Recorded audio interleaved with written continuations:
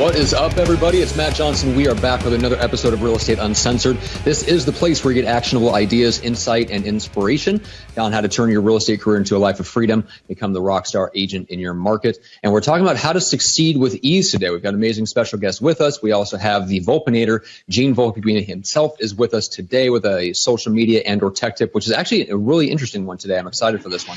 As opposed to every other time Gene comes on when I'm only like marginally. That's another... Nice.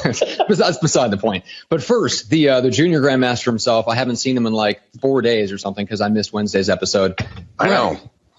In the co-pilot seat, where you so belong, and I do mean the co-pilot seat. Oh, fuck off. Co-pilot. No, I am the co-everything. Okay, I'm the co-everything in real estate podcasting with you. Dude, glad to have you back. Didn't miss you. Of course I missed you. And Matt got to go down and do something really cool. Got to hang out with the Navy SEAL and author Mark Devine. He also got to hang out with the author Chris Lockhead, and they got to grapple together. I'm sure Johnson was put in several arm bars, and I would love to hear the stories about the bruises all over his body. But our guest, oh my God, she is lighting me up on our intro to the podcast, our pre-show. And I'm like, I'm gonna like you, young lady. You and I are gonna get along just fine. But Gene, the bald and evil ninja genius, just dropped 2. That's a deuce. More leads into my inbox, and we are just chugging along to happy escrow town thanks to the bald ninja. So now if I can just get you to call them back. I called them 2 days later. I know. So welcome, guys. It's going to be a lot of fun. Days later. Oh, my God. All right. Well, let's first bring in Roberta Ross. Roberta, how are you today? I'm fantastic. Glad to be here.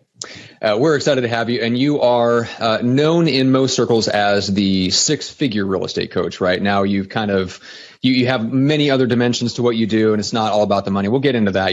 What would you say describes more accurately, I would say, what you do now?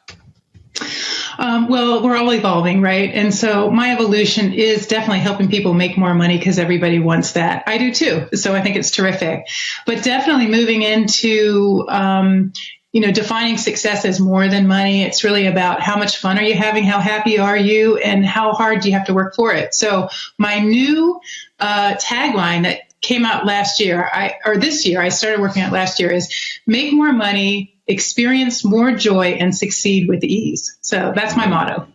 I like that. Succeed with ease. People always, who was I talking to the other day, but they were convinced that succeeding had to be, it would follow hard, horrible work. And I'm like, it just doesn't have to be like that. I mean, you can succeed with ease. You can succeed in doing something that you love.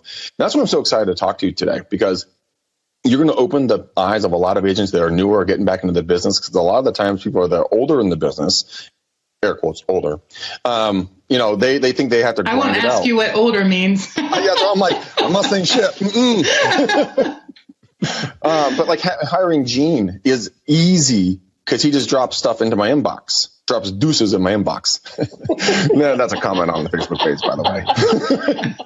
So that's just cool, man. I can't wait. So I'm going to shut up. So we can get on with this. Me too.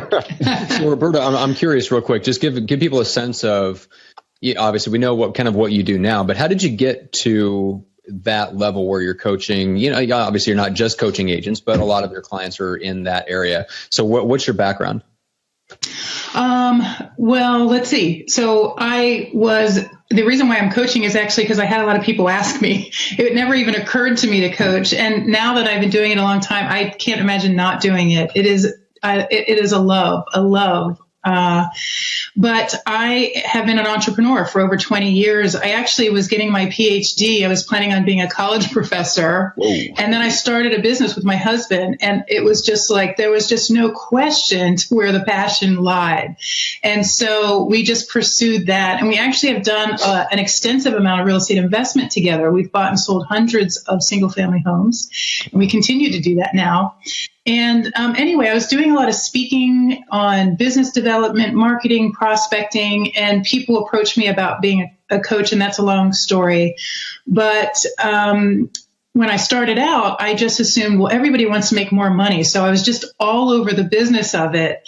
And then through my own evolution, which is a story worth telling if you want to hear it. I do. Okay. Greg does.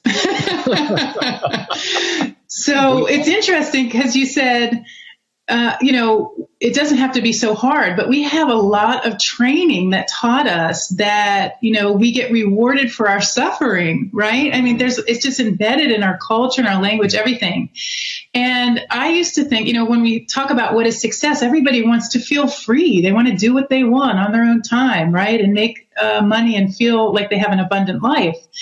And I thought that you had to make the money first, right? Because we're kind of taught that is what you are afforded once you have done all your suffering and made a bunch of money. And so I worked very hard. And long story short, my husband and I were buying and selling hundreds of properties, working very hard. And I was speaking. In my height, I did in 1 year 120 speeches. Whoa. And, just pulling myself up by the bootstraps. I remember when I would go look for the hotel wherever I was staying, I'd always keep an eye on where the Starbucks was. Like I wanted to make sure I knew, because that hotel coffee wasn't enough. I needed, the hardcore Starbucks to pull yourself up. And I was coaching and, doing a lot. And what happened was I was definitely pulling myself up by the bootstraps, but my straps wore out. And one day it sort of felt like suddenly, but in hindsight, it really wasn't. I couldn't get out of bed. And it lasted for months. And I remember thinking, is this how my children are going to remember their mother? Like somebody who's just laying there day in, day out, and their father brings her meals, And what it turned out is I had worked so hard under so much stress, ignoring all the suffering and the signs and minding over matter, everything, that I had developed a very serious case of adrenal fatigue. Huh. And so what it turns out it was a gift because it set me on this amazing journey of really looking at what does it mean to be successful. And it has been transformational to me and to my family and my kids, everybody around me, my friends, and definitely my coaching clients. It has been enormous. And it's what led me from going to just being all about the business to making more money, experiencing more joy, and succeeding with ease. So it's had this amazing ripple effect where I am just happier than I have ever been. I am happy almost all the time. And I'm not taking any drugs or I don't take substances, Greg is not happy. I guess. I know it's suspect, right? But so are my people, my people. It's like when people used to say to me, they're happy that they're successful and they're bringing in all this business. That was nice, but it is nothing compared to people just saying, I just feel so good. They're making more money than ever, but they're so happy, and they just feel more at peace in life and things are just flowing to them easier. Interesting. So what is it? Why do you think clients are saying that they're happier? I mean, can you put your finger on something? I mean, is there one thing you're kind of glaring that we just might be right in front of us that we just don't see? That would be really great to know. Some things are probably glaring. Some things I wouldn't say that they're obvious, but I would say that they're simple, but we have complicated it. Yeah. So there are certain things that you already know, you guys know as business people, and you probably talk a lot about it on your show. And that's great. Like things like putting systems in place and, delegating tasks and things. And that's a part of it, but it's way, way more than that. So did you have a question? No, Greg is shutting up. Yeah, oh my God. Go ahead. I know, Gene, I can see you wanting to jump in. You're muted, homie. There we go. Sorry. I was just thinking. I think it's funny. We were talking about this the other day, where you qualified the fact that you weren't on drugs, and I said to somebody, no, but I think it's a shame. Like I said to somebody the other day, it's interesting. Like I had gone through this transformation where I lost a lot of weight. And it was because I was doing the right things, eating properly, doing the right workouts, going to bed the right way. And people were constantly coming up to me like, are you okay? Like, I'm like, no, I don't have cancer. I'm not on drugs. Like, I'm finally doing something for myself. And I feel like I could crush the world. And you're asking me if I'm sick. Like, I just think it's funny that you have to qualify happiness. I think that's funny. Yeah, it is funny. And I think that, we delay so much. So let's just take a real simple approach here. I think a way to get people's heads around it is just 2 steps. One is to let it out, and the other one is to let it in. So letting out, letting go of all the baggage and the false myths and beliefs that we have about being successful. I mean, I think, you guys were talking about this joke with the ninja terrorist or whatever. I think that we're all and I know this is not exactly what you were saying, but we're all sort of like that. We're like, we terrorize ourselves. Yeah. We terrorize ourselves about everything in our minds, that we're not enough. Like, it's not enough. We're not working hard enough. We don't have enough money. We're not tall enough. We're not good looking enough. We're not thin enough. We're not muscular enough. We're not, our house isn't, then it's our stuff. Our house isn't big enough. Our car isn't nice enough. It's just like on and on and on. Even like you were talking about losing weight. I mean, how many people terrorize themselves in their own mind every time they just sit down to eat something? Like, oh, I really shouldn't eat this. Or, it's just this constant torment.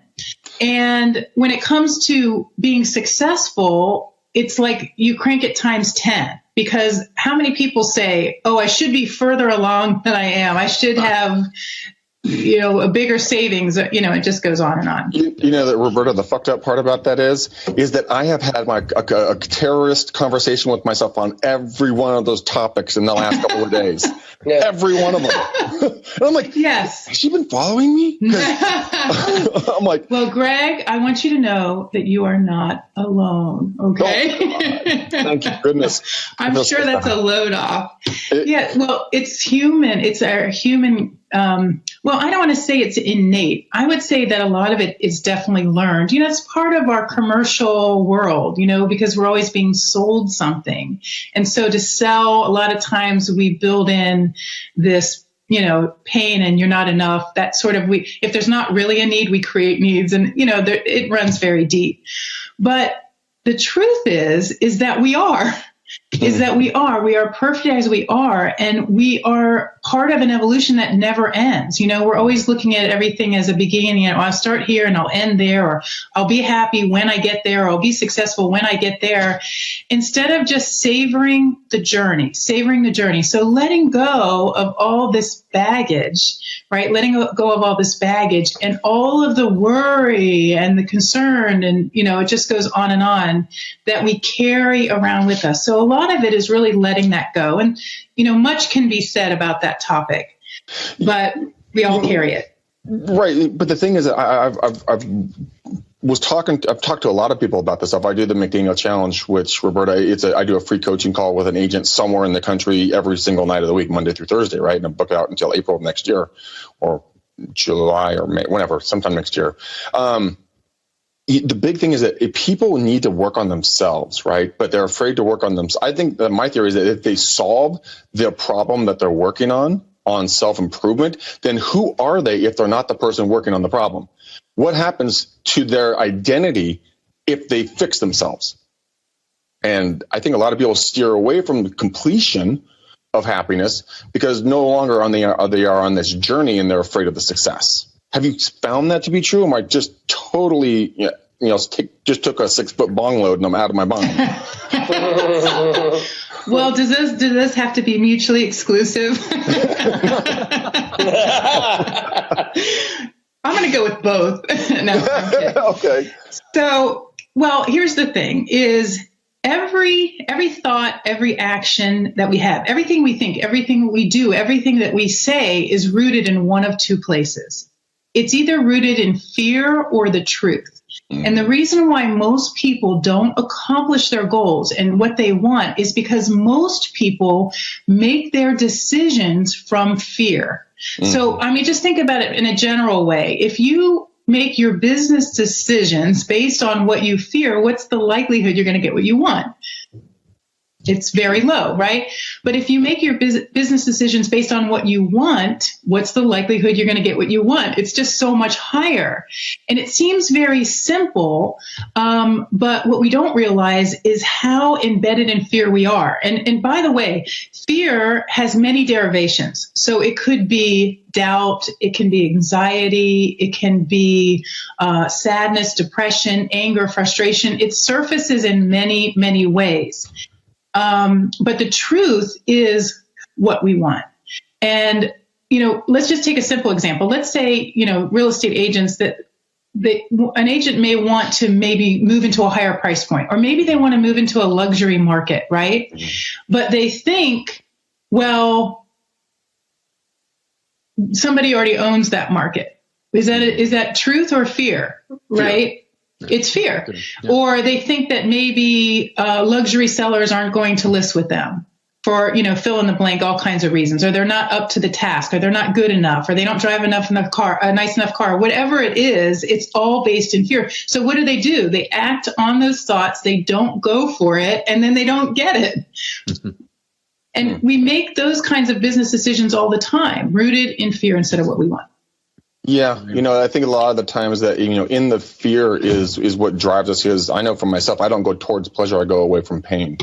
So, for me, you can't dangle a carrot like, here's a new house, here's a new car, here's a new whatever, that will not motivate me. But if I don't hit my goals, if I don't do certain things, and then I don't get the business I need, and then I go back to where I was when I lost everything, and I went down to $35 and I couldn't afford, a can of soup, literally, that scares the shit out of me. So yeah, it's interesting that the truth is the fact that you can achieve anything that you want in this world. But that's true. Fearful. What you brought up is excellent. I really appreciate you sharing that, because that kind of thing is really common. So let's just pull the layers off here for a minute. Can we do a reveal? I got my pen. I'm taking notes, honey. Let's do this. Yeah. All right. So, we're taught in our culture, and I have a history of having done this myself, which is really, all that grit led me to adrenal fatigue. And running from fear is effective, right? It does get people in action. If a bear is chasing you, or your bills, or whatever, the whole things that Greg just mentioned, you're going to run, right? And so we get into this mental disorder of thinking that you have to have some kind of negative impetus, right, to get something accomplished. Otherwise, we're just lazy bumps on the log, and we wouldn't do anything. Right. And so there's a really big difference, and this is really the key to experiencing more joy and succeeding with ease. This is a pivotal moment. Okay, are you ready? Take a deep breath, everybody, because we are taught to take motivated action versus inspired action. So, and we've all done both of these. We've all taken both types. Motivated action is the kind that we need some kind of external motivator, like a bear chasing us, or the house is on fire, we're going to run out the door. Or maybe a coach who says, get up off the ground, you lazy maggot, and, make something happen. Or versus inspired action. So motivation action is like somebody's lighting a fire under your butt to get you to do something that you want to do or don't want to do. Mm-hmm. Okay. I'm right. You don't want to do, right? You don't want to do it. No. Yeah, that's why you need motivation. Yeah. Yes, that's why you need motivation. Yeah. Yeah, exactly. Because you don't want to do it. Yeah. Versus inspired action, where it comes from within, because you really have a desire, you really have a drive. Mm-hmm. Do you guys have kids? No. Mm-mm. Yeah, I do. Okay. Yeah, you do. Yeah. All right. Well, I'll use a different example. Well, I was going to say everybody who has kids knows that if you say, hey, clean your room, they don't have any energy. But if you say, hey, you want to go out for ice cream, suddenly, boing, they're ready to go. That's what I was going to say. This probably just happened to Greg. So, it's, we can all that he had kids, or that he went for ice cream? No, that somebody said, clean up your room. And he said, how kids just go limp? I can see Greg just I instantly need a nap. I don't know why. I was fine earlier. Well, we're all with you. We're all with you, Greg. You're not alone. Remember, you're not alone. So we just don't have a lot of motivation for the things that we don't want to do. But have you ever been involved in some kind of task that you're just so into it that time isn't even, you don't even notice time passing because you're so present and so engaged? And that's because your action is inspired. So the reason why most real estate agents don't do their prospecting, and they don't do so much of what everyone is telling them to do is because they don't want to. And so coming to a place where you're aligning your business with who you are and what your real talents and passions are. So it's all about getting in alignment with that. And that's how business flows to you much easier and how we succeed with these. Does that make sense? Yeah, it does. And I actually really like that. I was having a conversation with one of our admin staff here in our office when we were, met up in the coffee room essentially. And she's like, how in the hell do you guys do this? I could never be a real estate agent. I would be in my PJs, super lazy. And I think that's the overall arching thought pattern of most people. They don't like what they have to do, but they like the idea of the end goals and results. But it's a very tough road to hoe to get to those goals and results because they don't like taking their action. But I think, you're right on. But the difference here is that, is it inspired action or is it motivated action? And, it's like, if everything that we are taught to do in terms of prospecting, marketing, lead generation, and systems, why is it that you can teach a room full of 100 agents something and maybe, whatever percentage of them actually even implement it, right? Most of them don't implement it, but even among the people who do, why is it that those strategies don't work for everybody? They only work for a minority of the people. And the reason is because whatever that level of strategies are, they're only designed, they're only aligned with a portion of the people. So let's get more specific.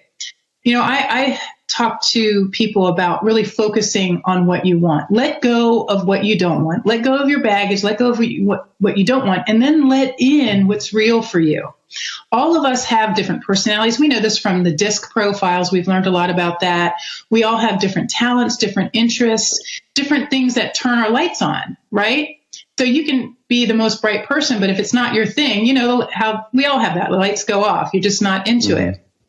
And so it's really a matter of aligning your business with the strategies that are aligned and play to your strengths, and then delegating the rest or letting it go completely. Like, for example, it could be something like how you structure your business day, or it could even be what market you go into. I'll give you an example. So this is a classic scenario. So one of my coaching members, we've been working together maybe about 5 years now. But when we started together, she was in the business just about 10 years. And she had never earned more than about $80,000 a year, which is great, but she wanted more.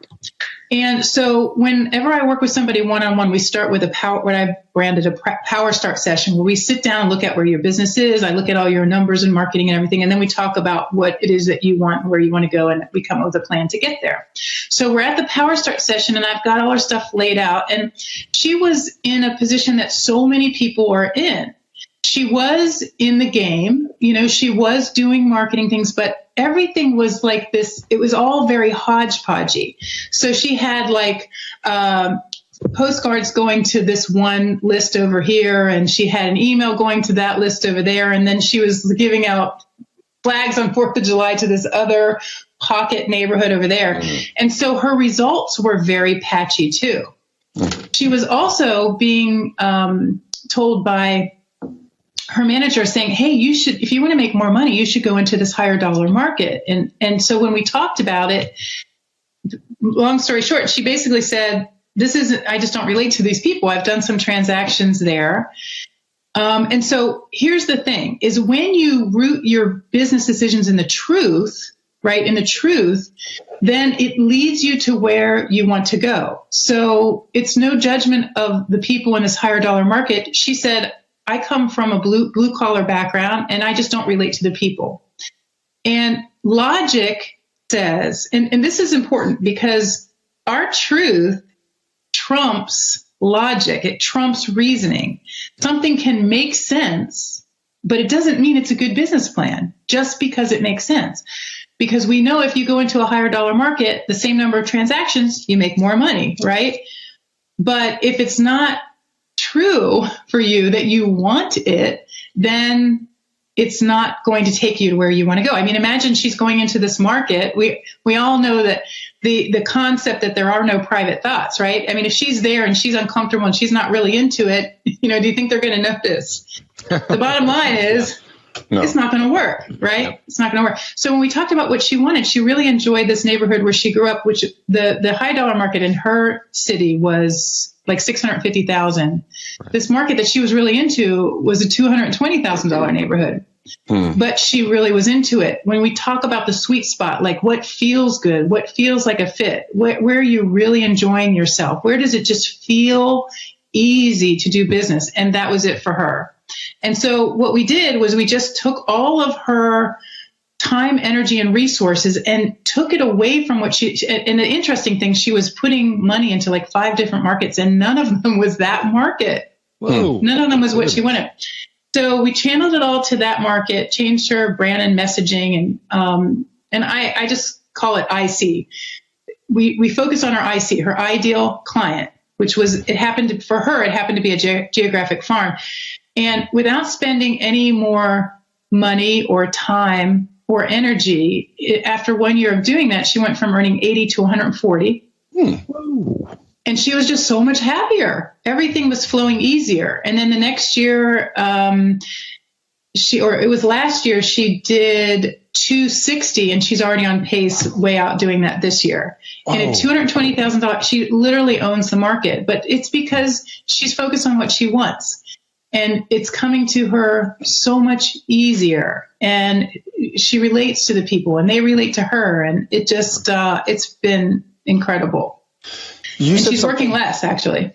Oh, wow. You said something that I think is probably one of the most powerful things I've heard in a long time, and it really resonated with me a second ago. You said our truth trumps our logic. And that simple phrase right there is so powerful that, I mean, it is something I'm going to sit down later on and really dive into. What is my truth about me? What do I truly believe I can do? Because we always tell ourselves what we can't do, and that becomes your truth.